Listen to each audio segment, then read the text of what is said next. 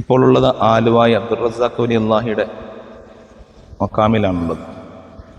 ധാരാളം കറാമത്തുകൾ കാണിച്ച വലിയ മഹാന്മാരാണ്. നമ്മൾ ജീവിതകാലത്ത് സ്വാലിഹ്യങ്ങളെ സന്ദർശിക്കുന്നത് പോലെ വഫാത്തിന് ശേഷവും അവരുടെ മരണത്തിന് ശേഷവും അവരെ സന്ദർശിക്കുകയും അവിടെ പോയി റബ്ബിനോട് ദുആ ചെയ്യുകയൊക്കെ ചെയ്താൽ നമ്മുടെ വിഷമങ്ങളും പ്രയാസങ്ങളൊക്കെ മാറാൻ കാരണമാവും.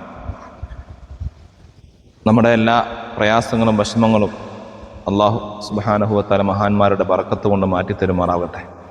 അള്ളാഹുവിൻ്റെ ദീനിന് വേണ്ടി അതുപോലെ പരിശുദ്ധമായ ലാ ഇലാഹ ഇല്ലല്ലാഹ് ആ ദിക്റുകൾ കൂടുതൽ ചൊല്ലി അള്ളാഹുവിലേക്ക് അടുത്ത മഹാന്മാർ, മക്കാമുകളിൽ പോകുന്നവർ, ആ മക്കാമുകളിൽ അന്ത്യവിശ്രമം കൊള്ളുന്ന മഹാന്മാരുടെ സന്നിധാനത്തിൽ വെച്ച് നമ്മൾ പല ദിക്റുകളും പലതും ഓതി ദുആ ചെയ്യാറുണ്ട്.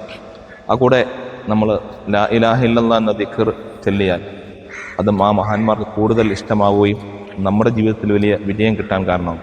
മുഴുവൻ അമ്പിയാക്കളും ഔലിയാക്കളും സാലിഹ്യങ്ങളും ലാ ഇലാഹ ഇല്ലല്ലാഹ് എന്ന ദിക്ർ ചൊല്ലിയവരാണ്. ആ ദിക്റിന് വേണ്ടി നിലകൊണ്ടവരാണ്. ആ ദിക്റിൻ്റെ അർത്ഥമൊക്കെ നമുക്കറിയാലോ. അതുകൊണ്ട് മക്കാമുകളിലൊക്കെ പോകുന്നവർ അവിടുന്ന് കുറച്ച് ലാ ഇലാഹ ഇല്ലല്ലാഹ് എന്ന ദിക്ർ കൂടി ചൊല്ലി ദുആ ചെയ്താൽ ആ മഹാന്മാർക്കും ഔലിയാക്കൾക്കും അത് പൊരുത്താണ്. അള്ളാഹു നമ്മുടെ ജീവിതത്തിലെല്ലാം ഖൈർ തരട്ടെ, ബറക്കത്ത് ചെയ്യട്ടെ.